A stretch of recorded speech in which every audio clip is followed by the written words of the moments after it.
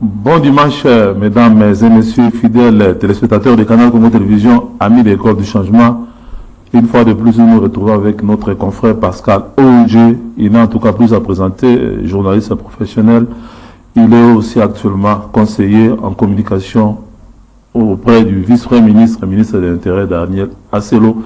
Bon dimanche et bienvenue de nouveau en tout cas sur ce plateau, confrère Pascal Oudjé. Bon dimanche, Jean-Romance. Merci beaucoup pour l'invitation. Bon, nous allons aujourd'hui au cours de notre émission, au cours du changement, voir un peu les problèmes de gouvernance et sécuritaire que nous avons ici au Congo, particulièrement à l'est du pays depuis pratiquement plus de 2 décennies. Nous le savons nous tous.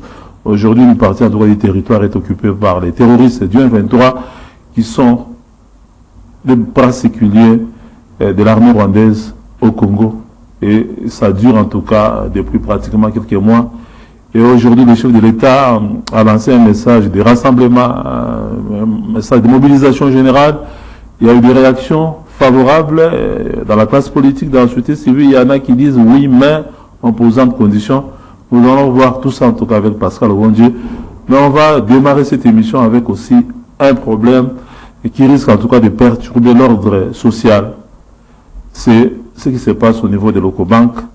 Nous apprenons que cette banque-là a un problème. 5 millions de dollars appartenant à un client qui ont été transférés à une tierce personne. Aujourd'hui, la justice, en tout cas, vient de donner raison à la personne qui est lésée. Et il semble qu'on a même confisqué certains biens de la banque, saisi certains biens de la banque, et qu'aujourd'hui, la banque, en tout cas, est pratiquement en difficulté parce que le Oudjé, vous connaissez le dossier, dites-nous un peu qu'est-ce qui se passe au niveau des Ocobank qu'aujourd'hui, à risque que des Congolais qui travaillent là-bas puissent en tout cas perdre de l'emploi et même ceux qui ont des comptes dans cette banque-là puissent en tout cas avoir des difficultés. Éclaire-nous un peu sur ce dossier que vous maîtrisez particulièrement. Jean-Romance, merci beaucoup une fois de plus pour l'invitation parce que je pense que c'est la 3e fois que je passe sur votre plateau. Merci pour la question. La question de l'Ecobank. La saisie des biens de l'Ecobank est due au mauvais comportement avait affiché l'Ecobank. C'est quoi en réalité le problème? Il y a 2 sociétés aujourd'hui qui sont en conflit. Il y a d'un côté Astalia, de l'autre côté Octavia. Astalia, c'est la société de Moïse Katumbi. Octavia, c'est la société de Pascal Bévéragé. Conflit entre les 2 sociétés. Ils ont été à Paris. La Cour d'appel de Paris a rendu ses jugements, en tout cas, n'avait pas condamné Octavia, n'avait pas non plus demandé à Octavia de débourser tout ce qu'il avait comme fonds à Astalia. Mais Astalia va déplacer le dossier, va l'amener maintenant au tribunal de commerce de Kolwezi. Et là, on va condamner Octavia par défaut, parce qu'il était d'abord absent. Bien qu'on ait condamné Octavia, le jugement pondu par le tribunal de commerce de Kolwezi n'était pas exécutoire. Mais quelques jours après, on va fabriquer des décisions pour faire exécuter cette décision, cet arrêt du tribunal de commerce de Kolwezi. Octavia, mécontent, va saisir maintenant la cour d'appel de Kinshasa pour qu'on mette en cause, n'est-ce pas, cette décision prise de manière irrégulière qui, en réalité, au départ, c'est que le tribunal de commerce de Kolwezi avait pris comme arrêt, n'avait rien à voir à exécuter une telle décision. Et on saisit maintenant la cour d'appel. La cour d'appel de Kinshasa saisit et va trancher. Et dans l'arrêt de la cour d'appel de Kinshasa-Gombe, il est dit clairement que Octavia ne pouvait pas, en tout cas, déverser ses actifs, surtout précisément ici en termes de fonds, à Astalia, mais encore à une quelconque société. Et voilà pourquoi Ecobank, qui l'argent, je veux dire Octavia parce qu'il y a une autre société là, MB Mining, qui est une société proche de Octavia, logeait son argent à Ecobank, mais Ecobank va maintenant payer, sinon débourser le montant de 5 millions de dollars américains, l'argent appartenant bien entendu à Octavia, à la société Astalia, en d'autres termes. Alors maintenant, parce que la justice a tranché, il fallait que Ecobank s'incline, soit restitue l'argent à Astalia, sinon à NB Mining, qui est ici à notre terme Octavia, mais malheureusement, la société n'a pas obtempéré. Et c'est comme ça la banque n'a pas obtempéré. L'Ecobank n'a pas obtempéré. Et c'est comme ça que on est passé à la vitesse des croisières, saisir maintenant les avoirs de la banque pour que la banque s'active rapidement pour restituer le montant de 5 milliards de dollars américains, l'argent appartenant à NB Mining, donc ici substantiellement, vous comprenez, Octavia. Et voilà, c'est à ce stade que vous aviez vu les gens de la police, les gens du parquet, comme on est en train de voilà, sont allés maintenant. Et ça s'est passé quel jour là-bas? C'est passé le jeudi. Donc le jeudi, depuis le jeudi jusqu'à aujourd'hui, donc les installations de Ecobank ne sont plus accessibles. Censées être non accessibles. Et les véhicules, tout ça, comme vous voyez sur les images là, ont été saisis. Comme c'est la décision de la justice, je crois que la banque va s'incliner. S'incliner, à d'autres termes, voudrait dire la banque va restituer, n'est-ce pas, à NB Mining, à notre terme, à Octavia, le montant de 5 milliards de dollars américains. C'est beaucoup d'argent. C'est trop d'argent. On n'a pas demandé des dommages et intérêts, non? Bon, sûrement qu'il y aura également des dommages et intérêts, parce que depuis longtemps, vous avez utilisé l'argent de quelqu'un, mais la première des choses, la première obligation à ce jour, c'est d'abord de restituer le montant de 5 milliards de dollars américains. Dans les comptes de cette entreprise-là qui se trouve toujours dans Ecobank, c'est ce qui va se faire. Bon, je sais pas je pense que les transactions se feront, mais au moins que si on va transférer l'argent, qu'on le fasse du compte, par exemple, de la banque, donc ici nous parlons de l'Ecobank, vers le compte de NB Mining, soit carrément vers le compte de Octavia. Est-ce qu'il n'y a pas une main noire politique dans ces dossiers? Parce que vous savez que le dossier ici...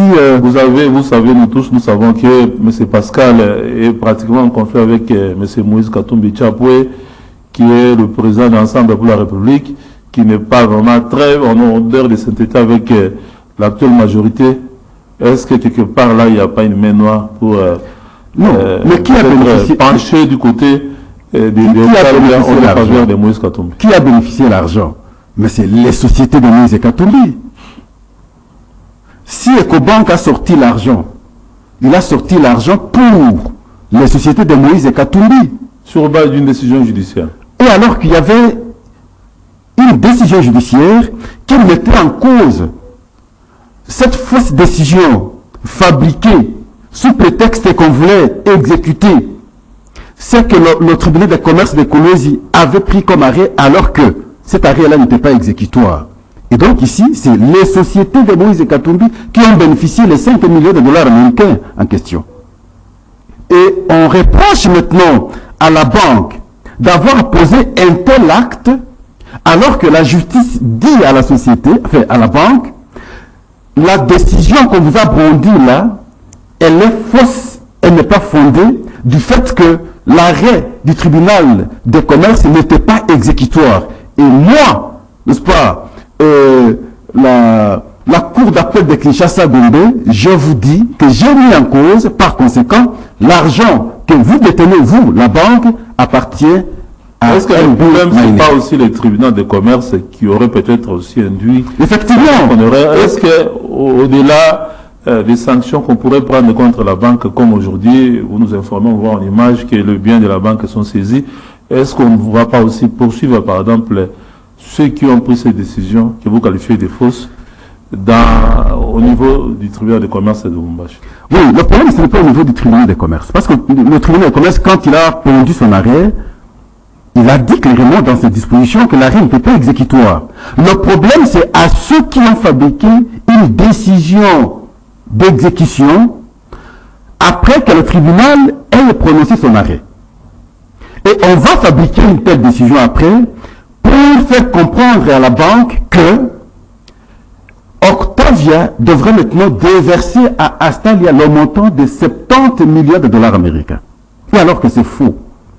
Et la banque, comme avait au moins 5 milliards de dollars américains appartenant à NB Mining, qui est une société partenaire d'Octavia directement, donc quand on parle d'Octavia, NB Mining, on voit directement Pascal Beveragy. Oui, le français. Et voilà pourquoi on reproche maintenant à la banque d'avoir posé un tel acte. Elle aurait dû suivre la voie de la cour d'appel ici, c'est la cour d'appel effectivement ici, pour que on suspende toute opération, toute transaction possible vers les sociétés de Moïse Katumbi. L'argent de Pascal Beveragi qui va vers les sociétés de Moïse Katumbi. Non. Bon, donc en tout cas, les dossiers à suivre, Pascal Ouanje, quelles leçons on peut tirer? On se rend compte vraiment qu'au niveau de la gouvernance judiciaire dans notre pays, ça pose toujours problème. Est-ce que ça peut être résolu avec le recrutement de 5000 magistrats qui ont été sélectionnés sur base d'un concours? Vous savez, et quelles sont les conditions selon vous pour qu'on ait vraiment une justice qui ne pose pas des actes que nous sommes en train de déplorer aujourd'hui dans les cas de Ecobank et de la société de M. Pascal Beveragi? Dans le cas d'espèce ici, la justice a eu deux niveaux. Le premier niveau que nous avons déploré, c'est le tribunal de commerce de Kolwezi. Parce que là, on va condamner Octavia par défaut, et alors qu'on pouvait bien l'entendre, on pouvait bien suivre la procédure normalement, et trancher à toute responsabilité possible. Mais ici, il y a aussi l'aspect positif de la justice, parce que la Cour d'appel de Kinshasa-Gombe a rectifié les erreurs du tribunal de commerce de Kolwezi. Et surtout aussi de la décision, de la fameuse décision sur l'exécution qu'on a eu à prendre après que le tribunal de commerce de Kolwezi ait pondu son arrêt. Et donc, il est vrai que nous devons d'un côté voir à tout prix que nous ayons une bonne justice, maintenant interpellée pour qu'on ait de bons magistrats, de bons juges, mais en même temps, nous devons aussi reconnaître que parmi eux, il y a aussi des bons qui sont là et qui font le travail normalement que nous devons encourager. Et donc, on ne saura pas faire tabula rasa, mais nous sommes là pour conscientiser, pour que les meilleurs soient plus nombreux que les médiocres, pour que finalement on ait une bonne justice à la République démocratique du Congo. Ok, merci beaucoup Pascal Ouanje. Nous sommes avec vous à l'École du Changement. Dans cette émission, on ne s'attaque pas aux individus, mais nous nous attaquons aux antivaleurs, comme celle que nous venons en tout cas de vivre dans les dossiers d'Ecobank qui a appliqué une décision de justice qui aurait été trafiquée, qui n'aurait pas été en tout cas prise en bonne et due forme. Et c'est malheureux que l'image de marque en tout cas de la justice soit formée jusqu'à ce point. Bon, nous... Pas seulement de la justice, mais surtout plutôt de la banque. Ici, j'étais en train de vous expliquer comment la justice a rectifié les choses au niveau supérieur, ici au niveau de la cour d'appel, mais plus sur la banque, qui son image sera ternie. Et lorsque une banque qui est censée, en tout cas, vendre une bonne image auprès des clients, et que ces clients voient ce qui se passe dans cette banque-là, je me dis, ce n'est pas une bonne image pour la banque. L'Ecobank a tout intérêt aujourd'hui de rapidement faire pour rectifier les trucs et améliorer cette image. Un accident de parcours et que cette banque-là panafricaine va en tout cas redorer son blason terni dans ces dossiers-là de Pascal Beveragi contre la société de Moïse Katumbi Chapwe. Voilà, ce n'était qu'une parenthèse. Bon, nous nous intéressons maintenant, Pascal Ouanje, à la gouvernance sécuritaire. Comme nous l'avons dit au début, ça pose problème au Congo parce que depuis pratiquement plus de 2 décennies, nous avons des difficultés à l'est du pays. À partir de l'entrée de l'AFDL jusqu'à aujourd'hui, le pays n'est plus en tout cas en paix. Aujourd'hui, nous battons contre l'M23 qui est en tout cas une émanation du Rwanda, qui aujourd'hui occupe Bunagana, et qui a occupé aussi Kiwanja et Rutshuru, et que nos forces armées sont en train de se battre pour pouvoir récupérer. Dans l'entretemps, le chef de l'État avait fait un message à la nation où il a invité tout un chacun, en tout cas la mobilisation générale, et surtout à taire nos divergences. Là, il s'adressait à la classe politique. Je ne sais pas, depuis ce jour-là jusqu'à aujourd'hui, est-ce que vous pouvez faire une analyse par rapport à ces messages de mobilisation? Est-ce que cet appel-là avait été entendu, selon vous, Pascal Ouanje? Je pense que Kiwanja a déjà été récupéré par le FARDC, au moins que j'ai une mauvaise information. Voilà, l'appel du chef de l'État, dans ce contexte, ne pouvait qu'être salué par tout le monde. Pourquoi? Parce que le problème que nous avons aujourd'hui, ce n'est pas un problème des individus, ce n'est pas un problème des Congolais. Les Congolais, tous, nous subissons. On ne sait pas responsabiliser quelqu'un, même si il est président de la République, il peut être Premier ministre, il peut occuper une quelconque fonction. Mais la guerre qu'on mène aujourd'hui c'est une volonté de notre pays en termes de vouloir vraiment occuper les espaces de la République démocratique du Congo. Voilà pourquoi je crois que cet appel ne peut qu'interpeller tout le monde. C'est à nous, chaque Congolais, de comprendre à ce jour que le pays est attaqué. Lorsque l'intégrité de notre territoire est attaquée, je ne pense pas qu'on peut trouver un Congolais qui ne soit pas engagé dans la nécessité de retrouver la partie qui est aujourd'hui occupée. Mais simplement, lorsque vous analysez les points de vue de certaines personnes, et surtout les acteurs politiques, pour des postures politiques, il y a des arguments parfois qui sont avancés et vous vous dites, mais finalement, on est dans quel pays? Je regarde ce qui se passe par exemple à Ukraine. Vous n'allez pas me dire qu'en Ukraine, il n'y a pas d'opposition. Mais c'est difficile d'attendre une voix contre le président, contre les institutions du pays. Tous se sont réunis contre la Russie, à leur niveau. Et quand vous regardez, que ce soit leurs médias, et surtout les médias occidentaux, les occidentaux plutôt, et vous sentez comment on oriente la question pour l'intérêt ukrainien. Mais quand vous venez chez nous, que ce soit nos médias, que ce soit le point de vue des acteurs politiques, et vous sentez qu'ils ne sont pas sérieux, quand ils n'aiment pas leur pays. Et alors que nous aurions dû construire une communication commune pour que non seulement nos adversaires qui sont ici directement, nous citons le Rwanda, mais également le niveau international comprennent que les Congolais à ce jour sont unis pour une cause, la cause de défendre leur intégrité. Pascal Rongier, vous citez les Ukrainiens, est-ce que vous ne vous rendez pas compte que nous n'avons pas la même mentalité? Parce que vous vous souviendrez que ces comportements que vous déplorez ne datent pas d'aujourd'hui. Par exemple, quand l'AFDEL venait, le régime de Mobutu disait que ce n'était pas le régime qui était mis en cause, c'était le pays qui était menacé. Mais il y a des Congolais qui disaient que non, quel que soit celui qui venait avec l'AFDEL, que ce soit les Rwandais ou quoi, l'essentiel était que Mobutu puisse partir. Donc, est-ce que le comportement que vous déplorez aujourd'hui, on peut aussi le déplorer à l'époque, pendant de l'opposition anti-Mobutu de l'époque, oui. Même de l'opposition anti-Kabila aussi, quand le régime de Kabila a fait face au FICI, au CNDP, au M23, on trouvait toujours des Congolais qui collaboraient avec ces mouvements rebelles instrumentalisés par les étrangers. On trouvait toujours des Congolais qui disaient que non, nous on n'est pas concernés par cette guerre-là, c'est une guerre qui vient pour balayer le régime Mobutu, le régime Kabila, et que ça faisait l'affaire de l'opposition. Est-ce que ce n'est pas le même comportement que vous remarquez aujourd'hui? Mais ce comportement n'est pas encouragé, nous ne serons pas encouragés, c'est comme ça que nous décourageons. Les époques ont changé, et les informations ont évolué, et nous avons compris également les appétits des autres. Quand nous reculons un peu dans l'histoire, nous allons à l'entrée de l'AFDEL, mais on ne comprenait pas très bien quelle était l'ambition du Rwanda. C'est aujourd'hui qu'on comprend clairement l'ambition du Rwanda. On voyait l'AFDEL avancer, on nous faisait comprendre qu'il s'agissait d'une rébellion. Et c'est simplement lorsqu'ils sont arrivés à Kinshasa qu'on a vu le Rwanda vouloir prendre le dessus sur les Congolais, et les Congolais ont démontré comment ils ne pouvaient pas accepter que le Rwanda s'impose sur nous. Et nous, Laurent Désiré Kabila va faire partie des Rwandais, ils sont partis. Ils vont créer le RCD. Et il y a une rébellion. Avec d'autres Congolais aussi qui avec d'autres Congolais, malheureusement. Congolisé cette agression. De mon point de vue aujourd'hui, j'ai l'impression que ceux-là, les Congolais de ce temps, ne comprenaient pas trop l'enjeu. Mais à ce jour où la situation est claire, même les Rwandais le disent clairement, trouvent des prétextes tels que nous n'avons plus assez d'espace. Et alors qu'ils prennent des gens de la Grande-Bretagne pour leur trouver des espaces au Rwanda, à Kigali, ils logent dans des grands hôtels, et pourtant les Rwandais eux-mêmes parfois dans des conditions difficiles. Ils n'ont pas d'espace, mais ils trouvent d'espace pour loger d'autres personnes. C'est un faux prétexte.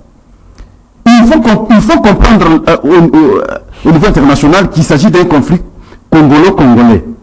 Simplement pour embrouiller les cartes, et alors qu'ils sont là-dedans. Parce que lorsqu'ils avancent cet argument, nous savons nous identifier aussi par la morphologie. Sachant que si on évoque cette question de la morphologie, et c'est les Congolais qui seront condamnés du fait qu'ils vont attaquer entre parenthèses, selon eux, même les vrais Congolais qui sont là, qui ont la morphologie rwandaise, et voilà, ils nous créent des confusions telles que c'est un conflit congolais-congolo. Mais en réalité, c'est le Rwanda. Alors maintenant, comment comprendre, vous Congolais, vous êtes aujourd'hui conscients qu'effectivement nous sommes attaqués par le Rwandais, mais vous allez vous coaliser encore avec le même Rwanda pour combattre votre propre pays et tuer vos frères et sœurs. Et c'est là où je dis, ce n'est pas sérieux. S'il y a des Congolais aujourd'hui qui sont dans le M23, mais nous ne serons pas les considérer comme des Congolais parce que nous disons, le M23 c'est une agression. Si vous composez dans l'équipe des agresseurs, mais vous êtes agresseurs également vous aussi. Vous n'êtes pas Congolais cette fois-là. Et voilà pourquoi l'appel doit interpeller chaque Congolais. Même ceux qui sont les Congolais qui composent dans le M23 devraient maintenant comprendre que ce qu'ils font là, c'est contre leur propre parce que le problème, c'est pas la mentalité des Congolais.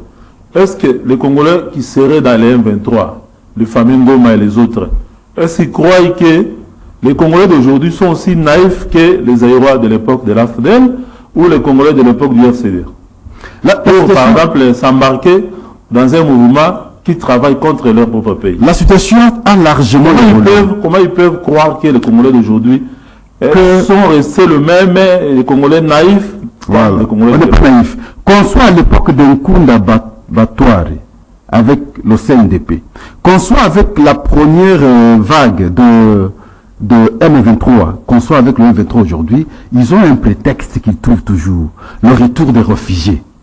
Quels sont ces réfugiés? En réalité, c'est les non-congolais qui devront maintenant venir au Congo. Et c'est là la politique de la déportation. Ils vont venir, ils vont occuper les espaces. Ça, c'est la revendication principale, le retour des réfugiés. S'il y a des réfugiés, qui doit apprécier le cas des réfugiés? C'est les institutions du pays. Ce n'est pas un individu de dire, bon, moi là, je me bats pour les réfugiés, je prends les armes. Comme si pour se battre pour les réfugiés, prendre les armes peut être justifié. Mais il y a des réfugiés congolais aussi dans d'autres pays. Ça ne passe pas. L'argument n'a jamais été pertinent. On a déjà vu ces Congolais-là qui sont dans les pays. L'argument n'a jamais été pertinent. Pour chercher à rentrer au pays. L'argument n'a jamais été pertinent, mais nous avons finalement, sur le temps, compris qu'il s'agit d'un prétexte pour appliquer cette politique de déportation à pouvoir occuper les espaces, surtout de la partie est de notre pays. Quelle lecture vous faites, par exemple, la présence d'un groupe de personnes qui se réclament d'une certaine ethnie, qui seraient menacées auprès du chef de l'État pour demander des assurances? Non, c'est pas quelle lecture vous faites? En tout cas, nous devons... Nyarugabo, même Bizemakara. Je ne sais pas quand est-ce que Robert Roa a été menacé, quand est-ce que Nyarugabo a été menacé, quand est-ce que Bizimakara a été menacé. Je ne sais pas à quel moment ici on menace les gens. Nous sommes ici dans la ville de Kinshasa, la capitale de notre pays. À quel moment on menace les gens? Et cet argument, quand vous suivez le M23 également, revient sur ça. Ce sont des prétextes, ce sont des arguments qu'ils ont créés. C'est un discours qu'ils ont créé. Et notre faiblesse, c'est que nous ne savons pas créer un discours. Ils ont créé ce discours et ils font consommer ce discours au niveau international. Et l'international consomme et comprend ça, les accepte comme tels. Nous sommes ici, on est ensemble ici. Quand est-ce qu'on a menacé les gens? Au contraire, quand vous suivez les discours des officiels congolais, c'est alerter sur un tel comportement, s'opposer contre un tel comportement. Alors, l'officiel donne un tel discours et vous imposez un autre comportement comme pour dire, parfois nous sommes menacés. Vous êtes menacés par qui? Et quand est-ce qu'on a touché quelqu'un au corps pour dire qu'on nous a menacés? Qui on a tué ici? Alors, quand vous avez un tel argument, êtes-vous pour les Congolais ou contre les Congolais? Posez-vous la question. L'interpellation que je fais souvent, c'est les mêmes. Pourquoi ils ne peuvent pas aussi faire une déclaration claire pour dire, comme tout Congolais le dit aujourd'hui, que nous sommes menacés par le Rwanda, pourquoi ils ne peuvent pas se réunir comme ils se sont réunis là, ils sont allés auprès du chef de l'État, faire une déclaration telle que nous ne pouvons pas accepter que le Rwanda marche sur notre pays de temps en temps? Pourquoi ils ne le font pas? Est-ce que le problème, Pascal, c'est pas le fait qu'il y a certains citoyens qui ont la nationalité congolaise, mais une nationalité de couverture, pour couvrir des activités contre... Je ne sais pas. Vous avez la nationalité congolaise, vous êtes sénateur, vous êtes député, vous bénéficiez des avantages possibles. Mais jamais vous ne parlez contre ces agressions que nous subissons de temps en temps. Vous ne savez qu'observer, et parfois lorsqu'on parle contre eux, vous trouvez des arguments comme et même le fait, par exemple, que le Parlement ait pris une résolution, l'Assemblée nationale, d'interdire l'intégration, mixage des éléments issus de groupes armés, et il y a des gens qui estiment que cette décision va à l'encontre d'un groupe ethnique. On trouve des arguments pour s'opposer.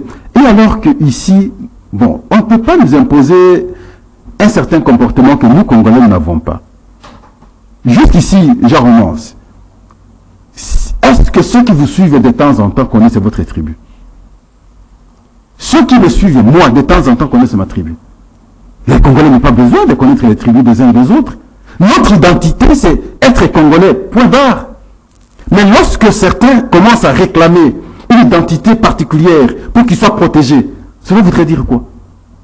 C'est qu'ils se reprochent de quelque chose. Et pourtant, au Congo, il n'y a aucune ethnie majoritaire. Il n'y en a pas. Toutes les ethnies sont minoritaires. Mon point de vue, je souhaite aujourd'hui que le discours des Congolais, aujourd'hui, c'est démontrer comment nous sommes agressés par le Rwanda. Je veux qu'à nos frères là, nos frères et sœurs là, qu'à leur tour, fassent également une déclaration comme pour condamner le Rwanda. Pourquoi, à chaque fois, il aime marcher sur la République démocratique du Congo?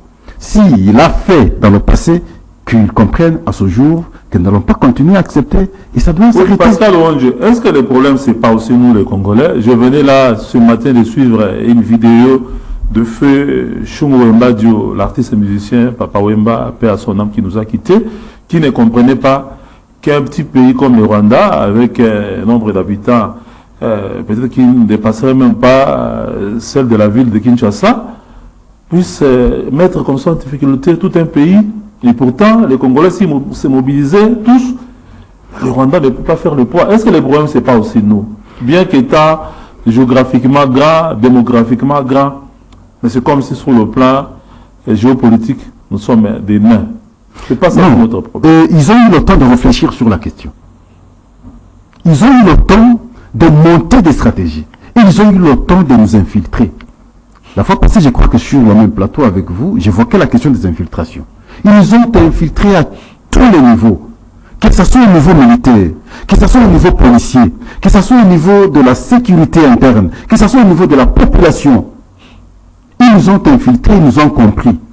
Et de ce point de vue, il est difficile que nous ayons des positions si claires et fortes face à eux. Parce qu'aussitôt que vous montez une stratégie à la minute, ils sont informés.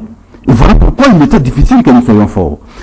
Le premier travail du chef de l'État a été aussi d'identifier, en tout cas, ces traîtres-là qui sont et dans l'armée, et dans nos services de sécurité, et dans la population, pour que, lorsqu'on va monter des stratégies, l'ennemi ou l'adversaire ne soit pas au courant très rapidement.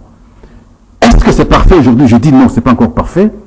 Il faut encore continuer les efforts pour que, lorsque nous serons à mesure où nous saurons identifier ces différents éléments dangereux, nuisibles de notre société, c'est à ce moment-là que nous pouvons nous réorganiser autrement pour être très forts. Et voilà pourquoi il faut encourager ce qui s'est fait aujourd'hui. Je pense que c'est le petit effort qui a été fourni qui permet à ce jour de comprendre. Oui, et ce qui s'est fait aujourd'hui, excusez, je remonte.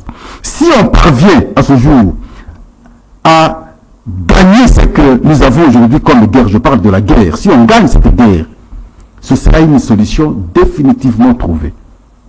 Par le passé, c'est parce que il est vrai qu'à un certain moment, nous avions défait le 23, mais on n'a pas affiché un comportement plus que déterminé contre le Rwanda. Et pourtant, lui nourrissait toujours ses ambitions de pouvoir occuper les espaces chez nous. Si aujourd'hui, par la conscience, tous, nous comprenons que c'est la dernière fois, je crois que cette fois-là, on peut atteindre un objectif. Et il y en a qui disent qu'une des erreurs que le Congo, Kinshasa en tout cas, ait commis, c'est de se rapprocher du Rwanda après l'alternance au sommet de l'État. Non. Jusqu'au point où notre chef de l'État a considéré Kagame comme son frère.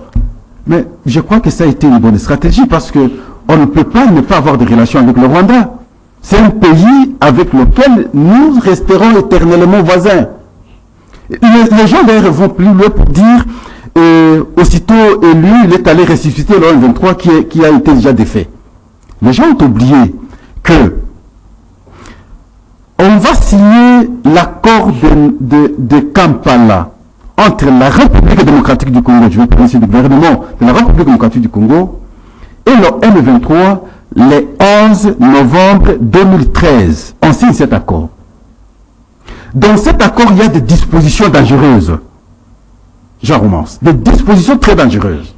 Quand vous prenez les articles 7, 9 et 13, et vous allez comprendre qu'on a vendu, excusez, ce concept-là, il n'est pas souvent propre, mais on n'a pas protégé le pays. L'article 13 de cet accord, qui a été signé le 11 novembre 2013 entre le gouvernement et le M23, dit expressément ceci. Le gouvernement s'engage à intégrer, comme toujours, les militaires et policiers de M23 avec leurs grades. L'article 9, le gouvernement s'engage de prendre une loi d'amnistie générale, sauf pour des cas de crimes contre l'humanité. Là, c'est le 11 novembre 2013. Après la défaite du M23. Non, là, c'est avant. Quelques temps après, on défait le M23. Malgré qu'on ait défait le M23, c'est là que j'aimerais que les Congolais me comprennent correctement. Malgré qu'on ait défait le M23, le gouvernement va continuer à échanger avec le M23. Comment et où? Ils vont se retrouver à Nairobi. À Nairobi, ils se retrouvent quand? C'est le 12 décembre 2013. Et là, nous aurons 3 déclarations qui seront faites. Une déclaration par le M23 qui s'engage à ne plus prendre les armes, à prendre la voie de la paix. Il y a une déclaration qui sera prise par la République démocratique du Congo qui accepte en tout cas l'intégration de M23, et il y aura une déclaration qui sera prise par les facilitateurs, dont le président ougandais, qui constate finalement et qui espère qu'on va appliquer l'accord. Quel accord? L'accord signé le 11 novembre 2013. Qui est responsable cette fois-là? Le président Félix, il est élu président de la République. Devant lui, il a toutes ces pressions parce qu'il faut, je veux vous rappeler, que même la communauté internationale faisait pression pour qu'on applique cet accord. Il a eu devant lui cette réalité. Au niveau de la diplomatie, il ne pouvait qu'activer pour qu'on trouve définitivement la paix et la solution à la question. Et alors que de l'autre côté, le Rwanda était dans ses stratégies. Malgré qu'il ait appelé Paul Kagame, le concept encore comment? Frère. Il est appelé frère. Et Rwandais qui opère au Congo. Malheureusement, ça a été pour Paul Kagame une stratégie d'intégration. Une stratégie de désorganisation de la République démocratique du Congo. Il nous a infiltrés, il a fait ce qu'il a fait. Est-ce qu'on pouvait croiser les bras? Je dis non, on ne peut pas croiser les bras, et voilà pourquoi nous sommes aujourd'hui en guerre. Mais une guerre non déclarée officiellement. Non, mais c'est déclaré tacitement. Parce que lorsque nous acceptons qu'il s'agit de l'agression, nous faisons face à cet agresseur, nous sommes en guerre. C'est notre pays qui est sur notre pays. Voyez-vous?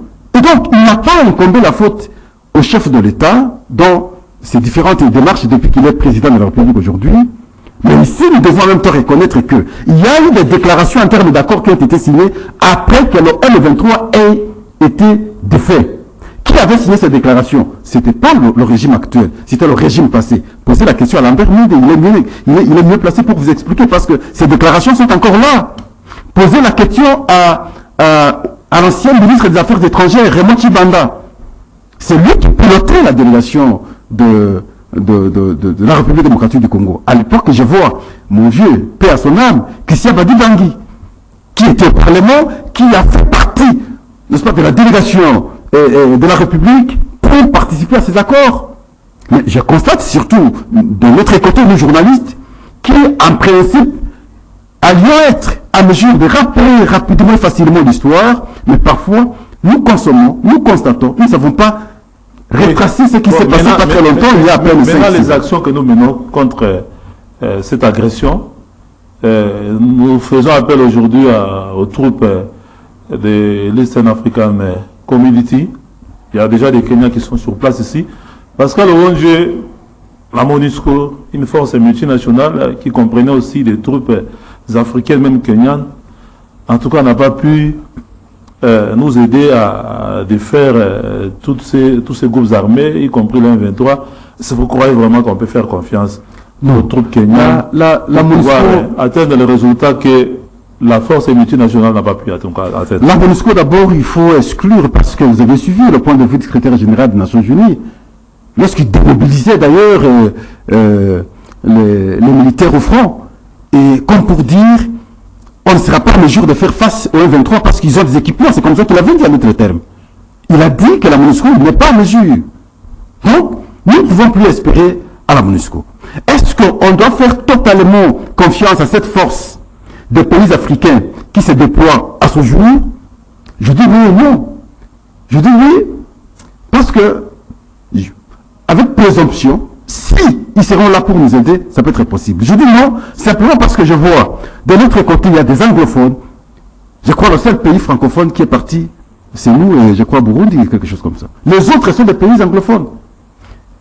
Est-ce qu'ils ont un quelconque plan que nous ne connaissons pas? Je me réserve. Je n'aurai un argument pertinent et convaincant que lorsque je verrai leurs actions sur le terrain. Mais toutefois, de mon point de vue, il est souhaitable, et heureusement que nous le faisons nous sur terrain aujourd'hui, que nous puissions nous-mêmes, nous, Congolais, nous engager pour rétablir la sécurité à travers toutes les frontières de notre pays. C'est seulement de cette manière-là que le pays comme le Rwanda, prochainement, peut réfléchir 2 fois avant de nous attaquer. Le pays comme l'Ouganda peut réfléchir prochainement 2 fois avant de nous attaquer. Mais si nous ne sommes pas forts militairement, quelle que soit la présence des autres, là, ils vont résoudre le problème aujourd'hui. Demain, ça va encore surgir, parce que vous devez vous rappeler que ce n'est pas la première fois que le M23 est chez nous. Donc, ici, je souhaite que nous puissions plutôt être très forts sur le terrain pour faire peur à ceux-là. Et c'est simplement de cette manière-là qu'on peut trouver définitivement une solution à cette question. D'un côté, mais de l'autre côté, on ne peut pas oublier, ou sinon ignorer la nécessité d'une bonne diplomatie en termes de contacts et échanges. J'ai vu le président angolais était ici, il a échangé avec le chef de l'État. Je crois aujourd'hui ou demain, l'ancien président kenyan sera ici, il va échanger avec le président et d'autres forces vives de la société.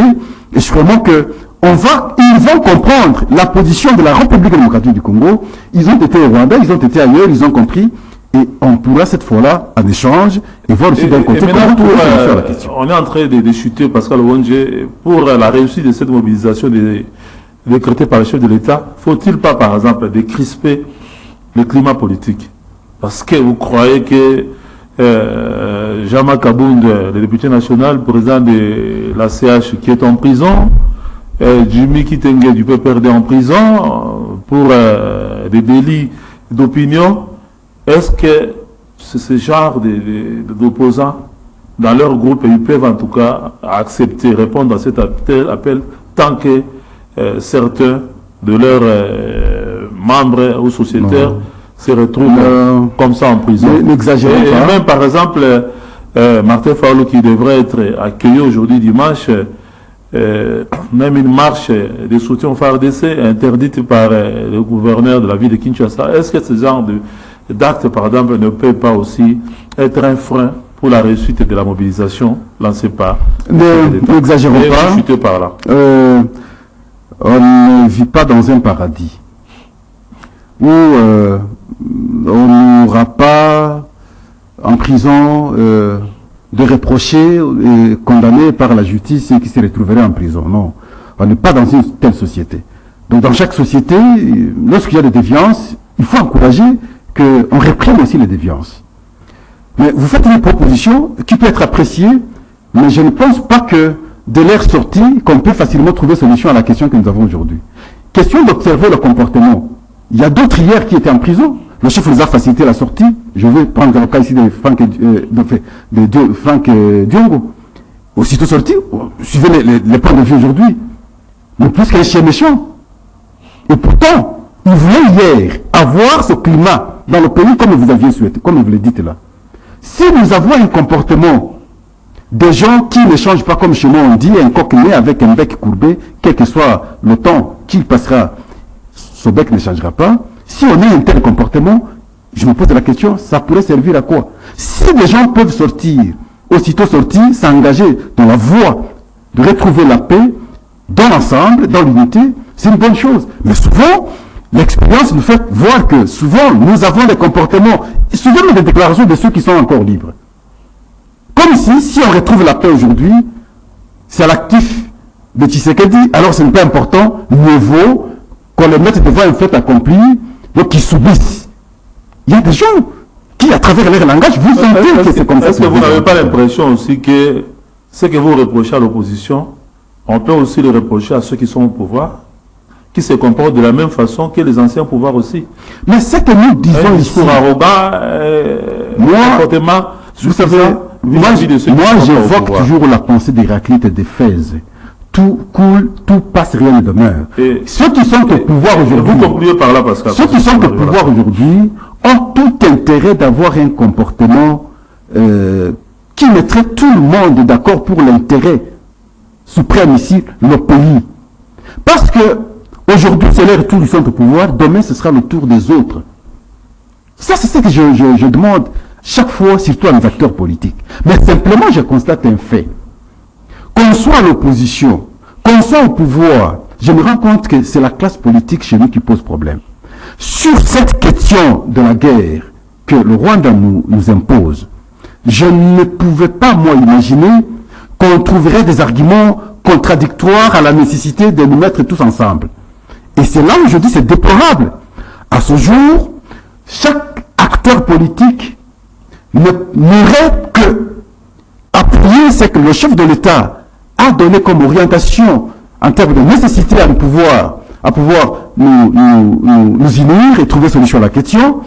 Et c'est de cette manière-là que chaque personne prendrait comme position pour qu'on trouve définitivement solution. Mais malheureusement, vous allez constater à travers les points de vue que nous allons ailleurs, simplement parce que chacun veut voir maintenant ses intérêts privés au lieu de voir l'intérêt de la nation. Merci, c'est par ces mots d'exhortation, d'appel en tout cas, au patriotisme de Pascal Ouondié, journaliste et professionnel. Il est conseiller en communication auprès du vice-premier ministre, ministre de l'Intérieur, Daniel Asselo Okito.